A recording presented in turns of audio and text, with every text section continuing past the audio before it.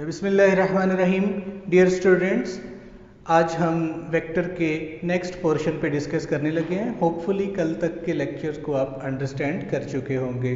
तो सबसे पहले आज का जो शॉर्ट क्वेश्चन है वो है पोजीशन वेक्टर। आपको पोजीशन वेक्टर को डिस्कस करना है।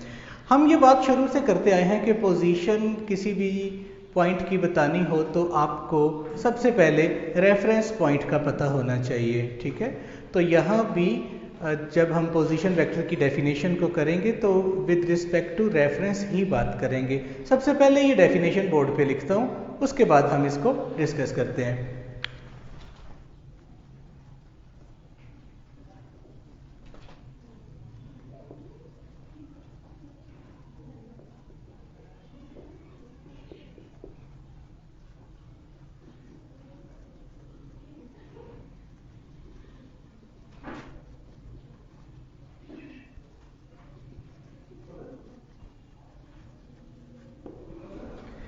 तो बच्चों, a vector which describe the position of a point with respect to some reference is called position vector।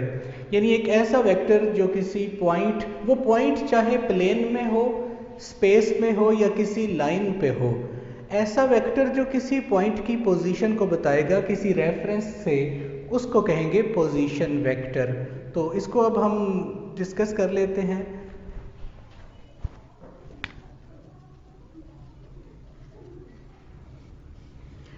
बच्चों, फॉर एग्जाम्पल मैं आपसे ये सवाल करता हूं कि ये P पॉइंट इस बोर्ड के ऊपर है, इस P पॉइंट की पोजीशन बताएं। तो आपका वही क्वेश्चन होगा कि हमें किसके लिहाज से पोजीशन बतानी है, यानी रेफरेंस पॉइंट क्या है।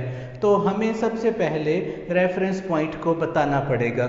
और आपको पता है कि कार्टेशियन प्लेन बनाने का तरीका क्या है, तो आपके सामने अब बना के देखते हैं।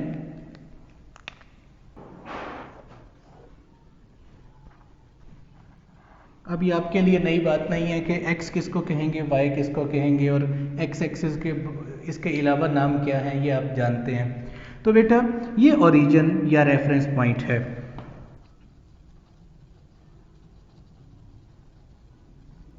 तो बात यह है कि जिस पॉइंट की हमने पोजीशन बतानी है उसका रेफरेंस पॉइंट अब हमारे पास है, तो हम इस रेफरेंस से इस पॉइंट की पोजीशन को बताएंगे। तो इसको हम ड्रॉ भी करते हैं कि ये वेक्टर पोजीशन वेक्टर कहलाएगा। इसको R से रिप्रेजेंट कर रहे हैं और होपफुली आपको पता लग गया होगा कि अगर रेफरेंस अपनी जगह चेंज कर जाए तो पोजीशन वेक्टर भी वो नहीं रहेगा। ठीक है, इस वक्त आप देखें कि हमारा P पॉइंट XY प्लेन में है। अगर ये XY प्लेन में है तो ओरिजिन से P पॉइंट तक अप्रोच करने के लिए हमें कोऑर्डिनेट्स चाहिए, एक X कोऑर्डिनेट A और Y कोऑर्डिनेट B। तो ये A और B इसके हुए पोजीशन कोऑर्डिनेट्स। ठीक है, तो हम ये कहेंगे कि इस वक्त पॉइंट जब XY प्लेन में था तो इसके A और B पोजीशन कोऑर्डिनेट्स हैं और इसका पोजीशन वेक्टर है O से P, यानी जिसको R वेक्टर से रिप्रेजेंट कर रहे हैं। सो इसको दो लाइनों में इसका टेक्सचर है जिसको हम लिखते हैं।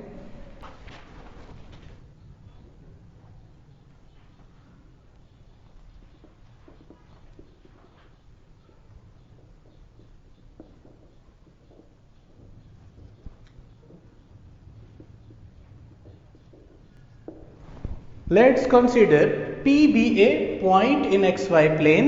P एक पॉइंट है XY प्लेन में जिसके पोजीशन कोऑर्डिनेट्स A, B हैं। और आप जानते हैं कि जो पहले लिखा जाता है ये X कोऑर्डिनेट है और जो बाद में लिखा जाता है ये Y कोऑर्डिनेट है। और जैसा कि फिगर में दिखाया गया है, दिस इम्प्लाइज दैट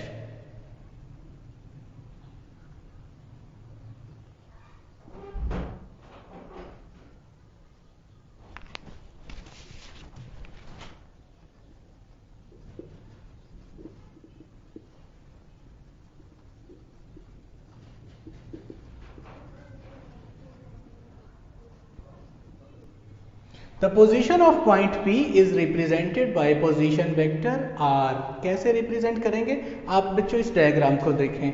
अगर आप इस R पोजीशन वेक्टर को सामने रखते हैं तो आपको नजर आ रहा है R इक्वल है A प्लस B के, लेकिन A units along x axis है और b units along y axis है, तो पोजीशन वेक्टर की वैल्यू आएगी a प्लस बी, लेकिन a चूंकि x कोऑर्डिनेट है तो इसका यूनिट वेक्टर है i, और b y कोऑर्डिनेट है तो इसका यूनिट वेक्टर है j।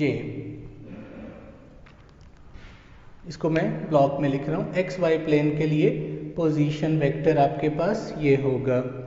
अब आप बेटा अगर इसी लेंथ को फाइंड करना चाहते हैं O से P तक हेयर,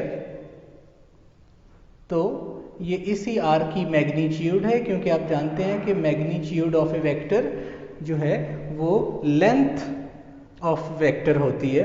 तो आपको पाइथागोरस थ्योरम का यकीनन पता होगा कि हाइपोटेनियस का स्क्वायर इक्वल है बेस का स्क्वायर प्लस परपेंडिकुलर का स्क्वायर। तो अगर मैं इसको डायरेक्ट फॉर्म में लिखूं तो r की वैल्यू आ जाएगी हमारे पास square root a square plus b square. ये किस तरह से आई? बिकॉज r स्क्वायर इक्वल था a square plus b square, तो स्क्वायर रूट लेके हमारे पास ये मैग्नीट्यूड फॉर्म आ गई है। तो बच्चों ये तो था कि अगर हमारा पॉइंट एक्स वाई प्लेन में है। अब आप बताएं स्पेस की कितनी डायमेंशंस होती हैं? 3। तो स्पेस 3 डायमेंशनल है। तो अगर हमारा पॉइंट स्पेस में होता तो फिर इसके कोऑर्डिनेट a, b और c, एक थर्ड कोऑर्डिनेट भी होना था, ठीक है, जो आप रेक्टेंगुलर कोऑर्डिनेट सिस्टम में पढ़ चुके हैं। तो अब इसको हम इन शॉर्ट लिखेंगे कि for 3 dimensional space a point P has position coordinates A, B और C। तो आप इसकी पोजीशन को पोजीशन वेक्टर R से जब रिप्रेजेंट करेंगे तो हम लिखेंगे R is equal to AI plus BJ plus CK। तो होपफुली बच्चों आप समझ गए होंगे कि इस वक्त जो A है वो x कोऑर्डिनेट है, B y कोऑर्डिनेट है और C z कोऑर्डिनेट है।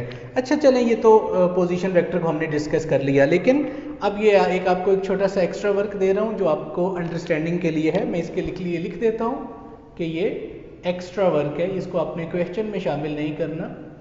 वो ये है कि बेटा आपको जस्ट ये बता दिया जाए कि आपके पास पोजीशन कोऑर्डिनेट्स हैं -3 -2। तो बताएं हमारा पोजीशन वेक्टर किस क्वाड्रेंट में होगा? बड़ी सिंपल सी बात है, आप बताएंगे कि x भी नेगेटिव है, y भी नेगेटिव है और क्वाड्रेंट सिस्टम एंटी क्लॉकवाइज चलता है। तो फिर आप इसको अंडरस्टैंड करें कि ये क्वाड्रेंट थर्ड क्वाड्रेंट है, ठीक है, x x dash y y dash, तो आपका क्वाड्रेंट थर्ड होगा। आपको कहा जाता है कि इसके पोजीशन वेक्टर को लिखें और इसको ड्रॉ करें, तो आप समझ जाएंगे कि इधर x पॉजिटिव है 1 2 3 4 5 -1 -2 -3 and so on, y plus में 1 2 3 4 and so on, -1 2 3 4 and so on. तो बेटा पहले हम x कोऑर्डिनेट की बात करते हैं -3 -1 -2 एंड -3, इस पॉइंट तक हम आ गए। और फिर -2 यूनिट्स नेगेटिव y एक्सिस की तरफ जाएंगे, तो ये कोऑर्डिनेट्स हो गए -3 और -2। तो हमारा ये पोजीशन वेक्टर आएगा ओरिजिन से, क्योंकि ये ओरिजिन है और ये पोजीशन वेक्टर R आपके सामने होगा। और आप इस R वेक्टर को लिखेंगे -3i -2j।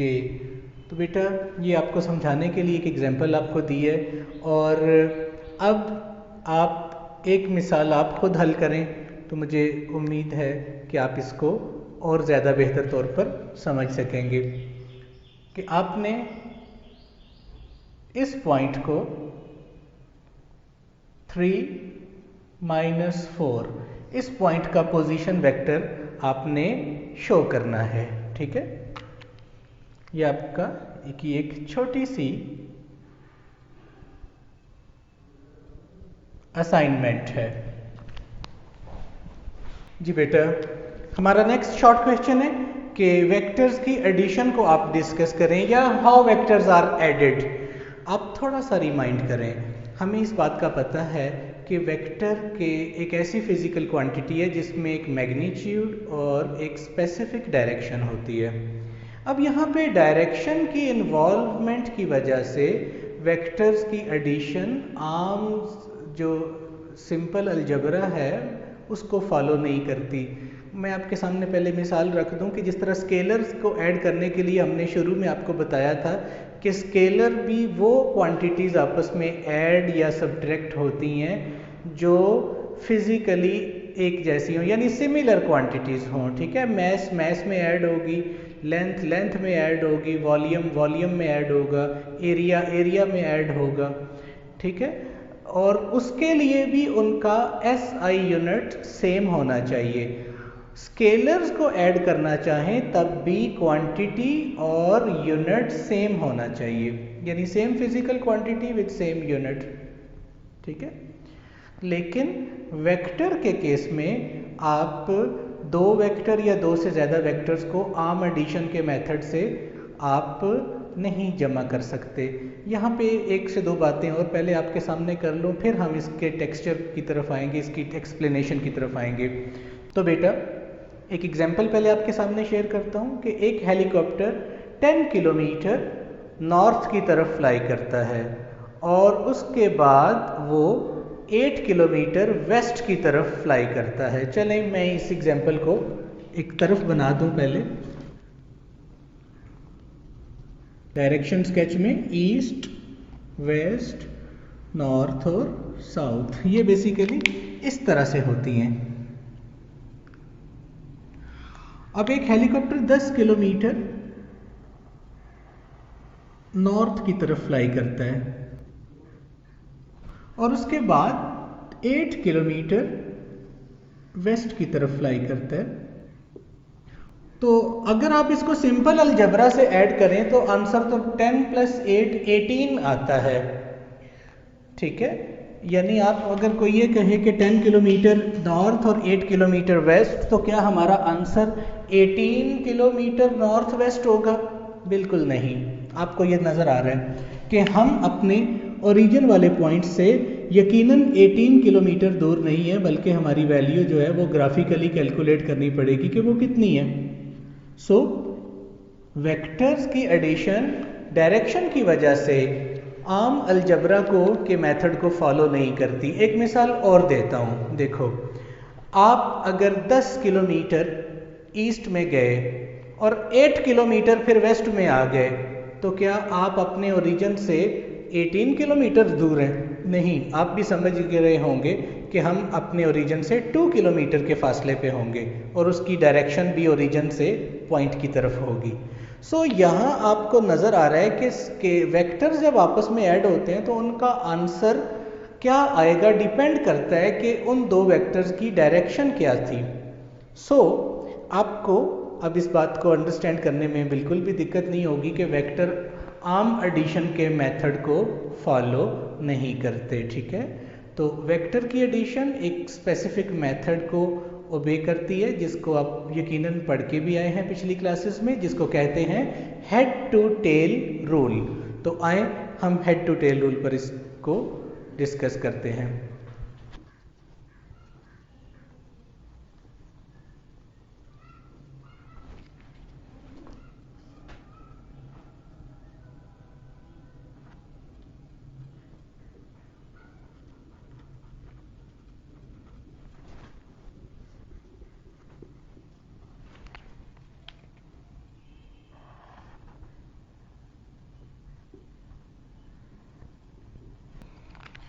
तो बच्चों, ये सबसे आसान मिसाल दो वेक्टर से हम लेते हैं कि एक वेक्टर A है 10 किलोमीटर ईस्ट में और फिर वेक्टर B है 5 किलोमीटर नॉर्थ में। आप इसी तरह समझ लें कि एक शख्स पहले 10 किलोमीटर ईस्ट में गया और फिर 5 किलोमीटर नॉर्थ में गया। तो बताएं वो अपने चलने वाले पॉइंट से कितना दूर है और किस डायरेक्शन में है, ये हमारा रिजल्टेंट होगा। तो आइए इसको शुरू करते हैं। हेड टू टेल रूल क्या है? पहले वेक्टर के हेड से दूसरे की टेल मिलानी है। अच्छा, इस word head to tail rule पे आपने गौर करना है। इसको हेड टू टेल रूल इसलिए कहते हैं कि बेटा जब हम इसको ड्रॉ करते हैं, मसलन पहले हमने वेक्टर ए को ड्रॉ किया, यकीनन आपने स्केल के अकॉर्डिंग ही इसको ड्रॉ करना है। ड्रॉ करने का तरीका आप जान चुके हैं, जिस डायरेक्शन में और जितनी लेंथ हमारी हो स्केल के अंदर उतनी लेंथ आप ड्रॉ करते हैं। वेक्टर ए ड्रॉ किया, इसका मतलब है आप चले थे पॉइंट ओ से और पहुंचे पॉइंट पी पर, तो पहला वेक्टर कंप्लीट हो गया। अब पहला वेक्टर कंप्लीट होने के बाद आप दूसरे वेक्टर को स्टार्ट करेंगे तो यकीनन दूसरे की टेल पहले के हेड से मिली है। Vector B 5 kilometre. अब आप बताएं कि हम अपने पहले पॉइंट जहां से स्टार्ट की थी हमने अपनी मोशन, वहां से लेकर लास्ट पॉइंट Q तक पहुंचे हैं दो वेक्टर्स में, तो हमारा रिजल्ट क्या होगा? O से Q तक। तो याद रखें, पहले वेक्टर की टेल को लास्ट वेक्टर के हेड से मिलाते हैं तो हमारे पास रिजल्टेंट वेक्टर R आएगा, जो इस डायग्राम में A प्लस B के इक्वल है। ठीक है, और आपने ये भी याद रखना है कि आखिरी वेक्टर का हेड और रिजल्टेंट का हेड ये दोनों मिले होने चाहिए। वो इसलिए कि आपने रिजल्टेंट की डायरेक्शन भी अपनी पहले वेक्टर की टेल से लेनी है, यानी इस पॉइंट O से ले रहे हैं तो O से Q की तरफ हमारे रिजल्टेंट वेक्टर की डायरेक्शन है। तो आपको यकीनन ये बात पता लग गई होगी कि दो वेक्टर को ऐड, या दो से ज़्यादा वेक्टर हैं तो ऐड करने का तरीका हेड टू टेल रूल किस तरह से अप्लाई होता है। चलें, ये तो हो गया A plus B.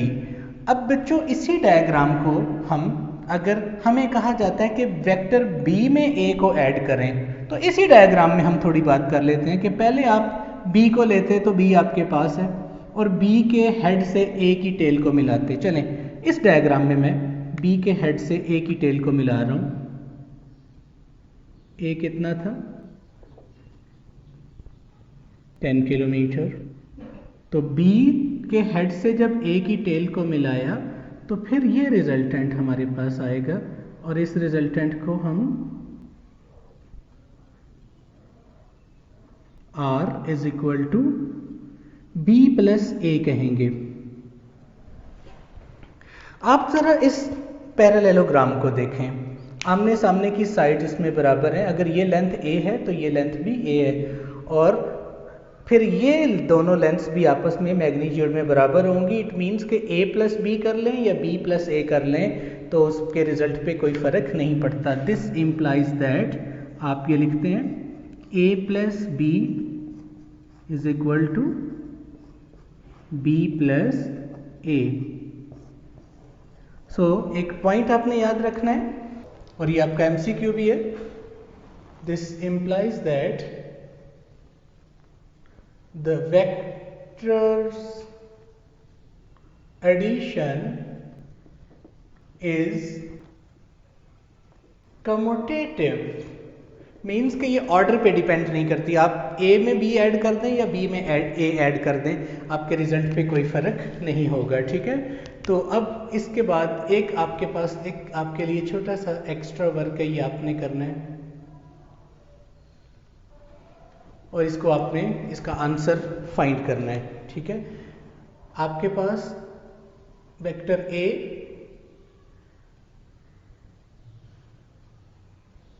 5 kilometre east,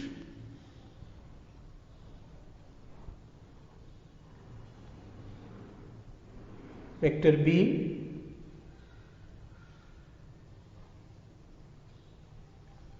5 kilometre north, vector C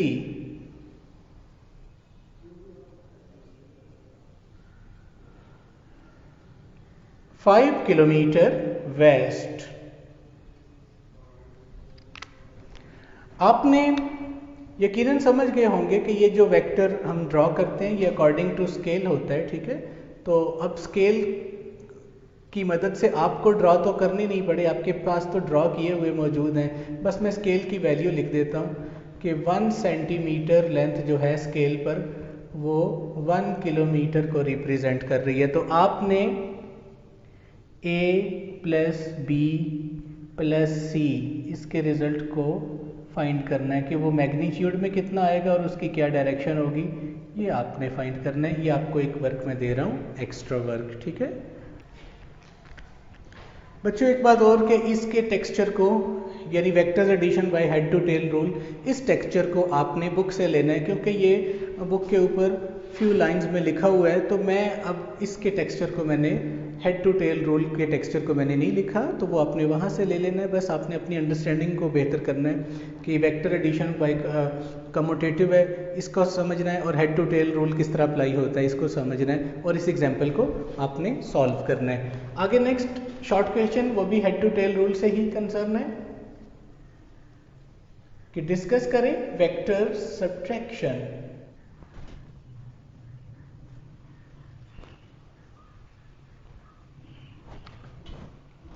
बच्चों वेक्टर्स की सब्ट्रैक्शन को एक बड़ी आसान एग्जांपल से ले लेते हैं, इसी एग्जांपल को जो हमने एडिशन में ली थी।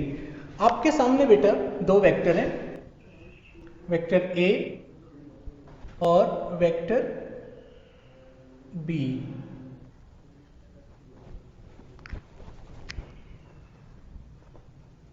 अब जितनी लेंथ दी है और जिस डायरेक्शन में दी है उसी तरह आपने ड्रॉ करनी है।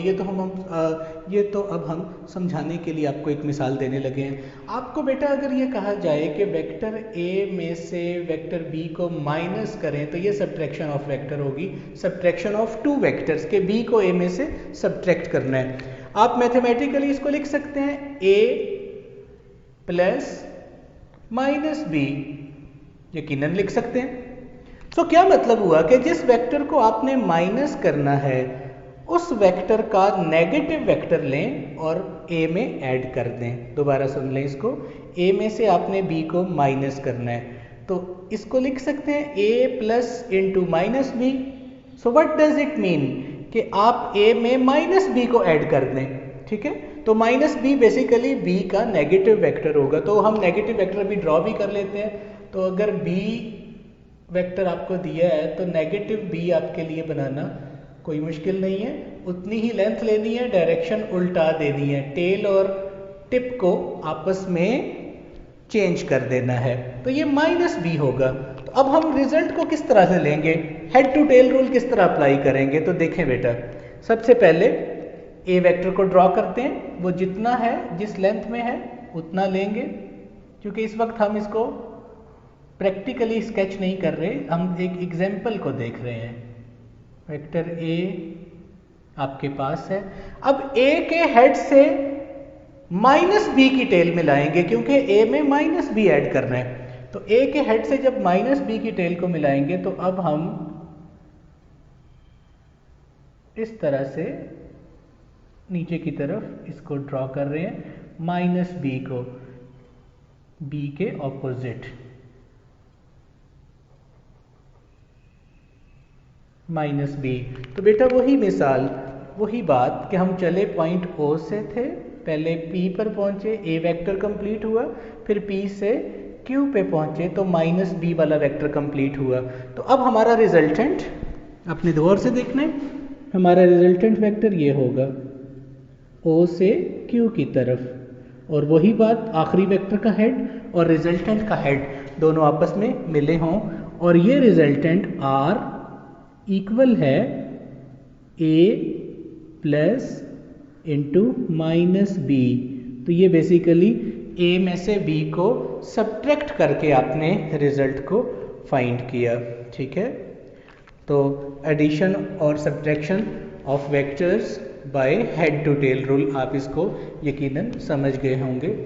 बेटा इसका एक एक्स्ट्रा वर्क मैं आपको दूंगा, आपने इसको सॉल्व करना है और मुझे ये चेक भी करवाना है। चलें, अब इस तरह मैं करता हूँ कि मैं वेक्टर ड्रॉ नहीं करता, मैं आपके ऊपर इसको छोड़ता हूँ, आपको खुद वेक्टर्स को ड्रॉ करना है और फिर रिजल्ट फाइंड करना है, ठीक है। ये एक एक्स्ट्रा वर्क है, ये आप अगर करेंगे तो आपको फायदा मिलेगा। हमें कहा जाता है vector A 10 centimetre east, vector B 4 centimetre north और वेक्टर सी 8 सेंटीमीटर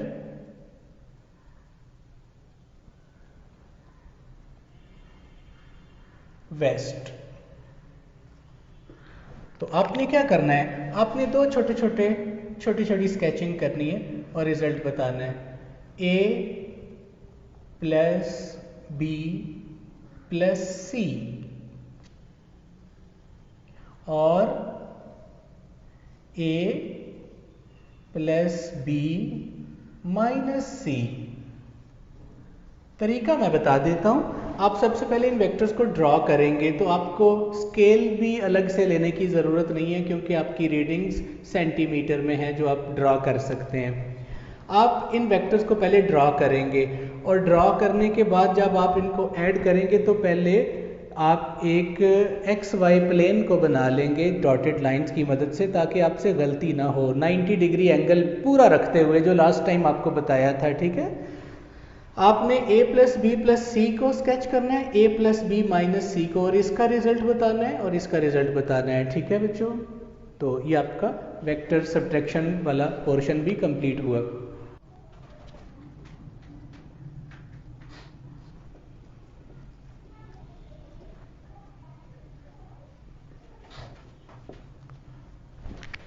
जी बच्चों, हमारा नेक्स्ट शॉर्ट क्वेश्चन है कि आप एक स्केलर और वेक्टर की मल्टीप्लिकेशन को एक्सप्लेन करें, इसको डिस्कस करें। और यहाँ पे आपको बताता चलूँ कि स्केलर अब वेक्टर से जब मल्टीप्लाई होगा तो वो किस किस तरीके से होगा।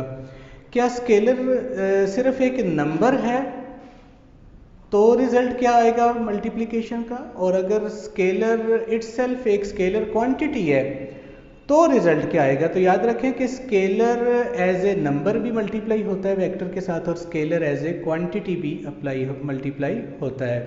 तो सबसे पहले इसका मैं एक पॉइंट बोर्ड पे लिख दूं।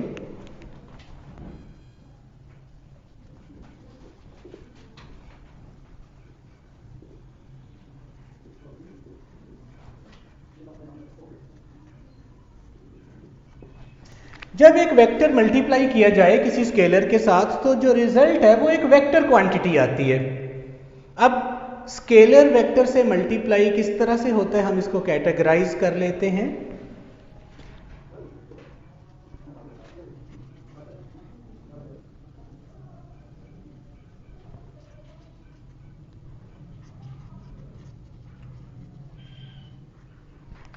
जब एक वेक्टर को मल्टीप्लाई किया जाए किसी पॉजिटिव नंबर के साथ तो scalar as a positive number multiply हो रहा है, ठीक है। इस एग्जाम्पल को पहले देखें कि वेक्टर ए हमारे पास दिया गया है और इस वेक्टर की लेंथ यकीनन आप जानते हैं कि मैग्नीट्यूड अकॉर्डिंग टू स्केल है और इसकी टिप इसकी स्पेसिफिक डायरेक्शन बता रही है। अगर आप इस वेक्टर a को मल्टीप्लाई करते हैं 2 के साथ तो 2 क्या है, एक पॉजिटिव नंबर है। तो बेटा आप इसका रिजल्ट जो बताएंगे वो ये बताएंगे कि रिजल्ट 2a आएगा। 2a से मुराद ये है कि आप अपने रिजल्ट की लेंथ डबल कर देंगे और डायरेक्शन वही रहेगी, तो ये बन जाएगा 2a। तो आप समझ गए होंगे कि जब भी किसी वेक्टर को पॉजिटिव नंबर से मल्टीप्लाई किया जाता है तो रिजल्टेंट जो वेक्टर आता है उसकी लेंथ नंबर टाइम्स हो जाती है। यानी 2 से मल्टीप्लाई करते हैं तो 2 टाइम्स, और अगर 3 से मल्टीप्लाई करें 3 टाइम्स, 4 से करें 4 टाइम्स, तो उसकी लेंथ नंबर टाइम्स हो जाती है लेकिन उसकी डायरेक्शन में कोई चेंज नहीं आता, ठीक है। तो इसकी वर्डिंग हम ये लिखते हैं कि व्हेन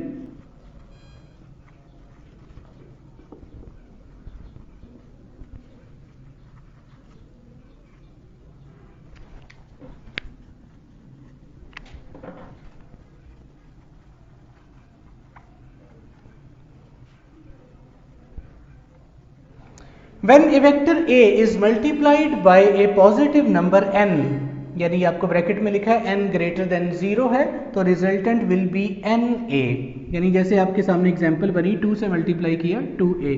तो यहाँ पे फर्क क्या पड़ा, सिर्फ मैग्नीट्यूड नंबर टाइम्स हो गई, लेकिन डायरेक्शन में और उसके यूनिट में कोई चेंज नहीं आएगा। सो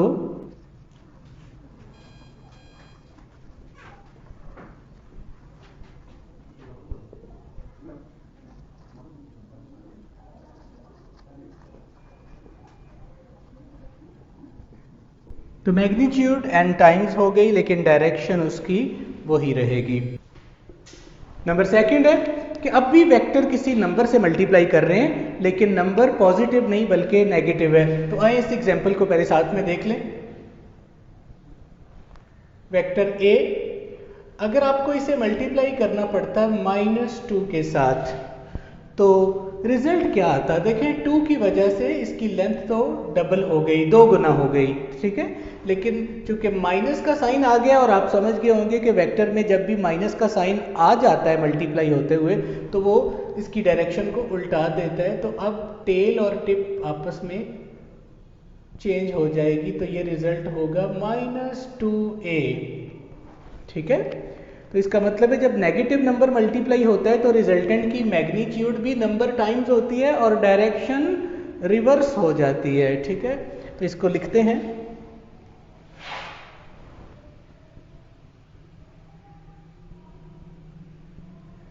when a vector A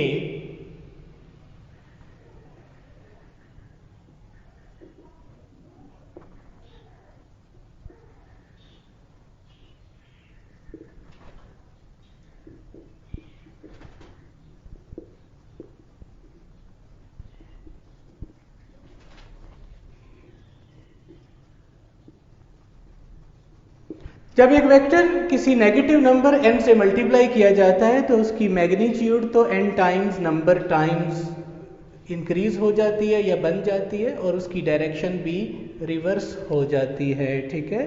तो अब आप इसको लिखेंगे कि अगर वेक्टर A आपने मल्टीप्लाई किया -n के साथ तो रिजल्ट -NA आएगा, बिल्कुल इसी तरह इस एग्जांपल में जैसे -2 से किया तो -2A, -3 से करते तो -3A, ठीक है। तो इसमें आपने एक बात का और ख्याल रखना है कि पॉजिटिव नंबर मल्टीप्लाई हो या नेगेटिव नंबर मल्टीप्लाई हो, फिजिकल नेचर वेक्टर की चेंज नहीं होती है। एक इम्पॉर्टेंट बात है, आपने इस पॉइंट को नोट करना है। एक इम्पॉर्टेंट पॉइंट वो बेटा इस तरह है कि मैं आपके सामने अगर एक एग्जांपल को रखता हूँ इस ब्लॉक में, ये भी आपका एक्स्ट्रा वर्क है आपके समझने के लिए, कि आपके पास एक डिस्प्लेसमेंट वेक्टर दिया है 100 किलोमीटर ईस्ट की तरफ। तो फिर जल्दी से बताएं, इसी डिस्प्लेसमेंट को डबल करें तो 2D कितना होगा। तो 2D क्या है, 2 एक पॉजिटिव नंबर है जिसको आपने डिस्प्लेसमेंट से मल्टीप्लाई कर दिया। तो 100 किलोमीटर ईस्ट अब 2D के अंदर चेंज हो जाएगा, तो ये हो जाएगा 200 किलोमीटर ईस्ट।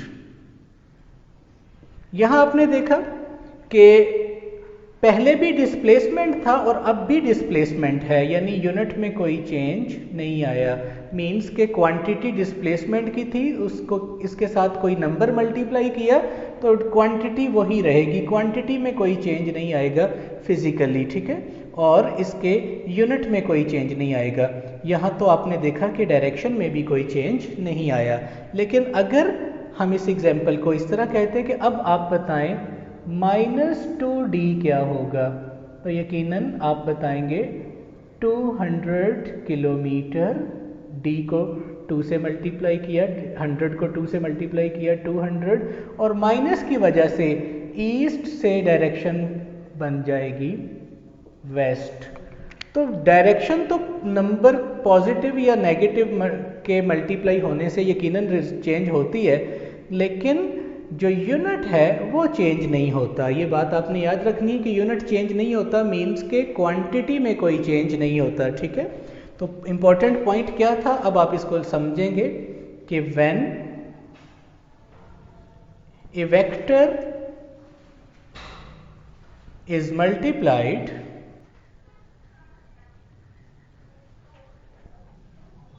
by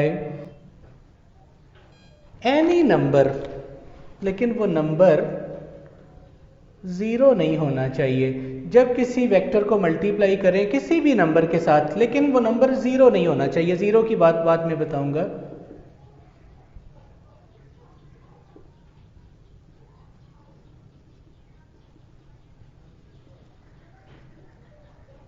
जब वेक्टर किसी नंबर से मल्टीप्लाई होगा, नंबर पॉजिटिव है या नेगेटिव है, बस 0 नहीं होना चाहिए।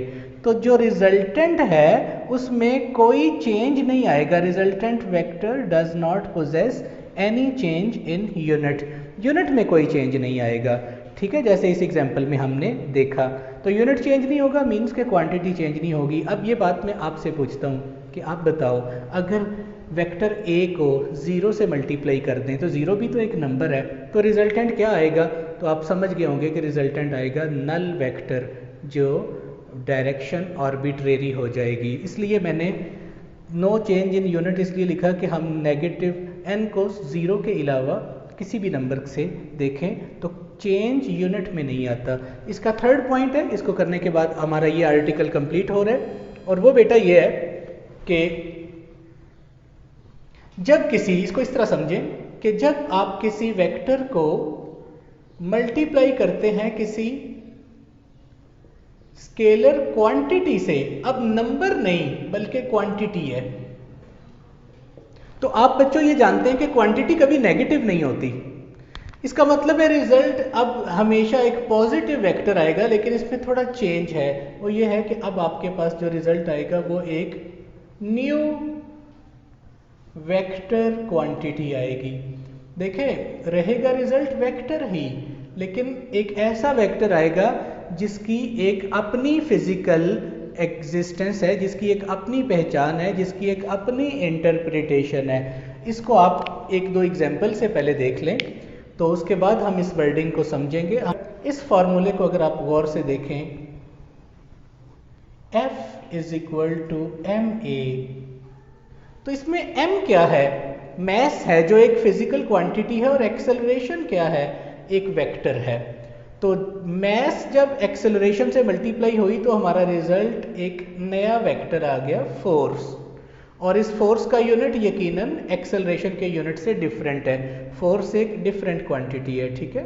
तो अब हम इस एग्जांपल से भी देख सकते हैं कि इस एग्जांपल में जो मैस था वो एक स्केलर क्वांटिटी थी और एक्सेलरेशन एक वेक्टर है, और आपके पास जो आने वाला रिजल्ट है वो एक न्यू वेक्टर क्वांटिटी आया, ठीक है। तो आप इसको लिखेंगे कि when A vector is multiplied by a scalar quantity, the resultant will be a new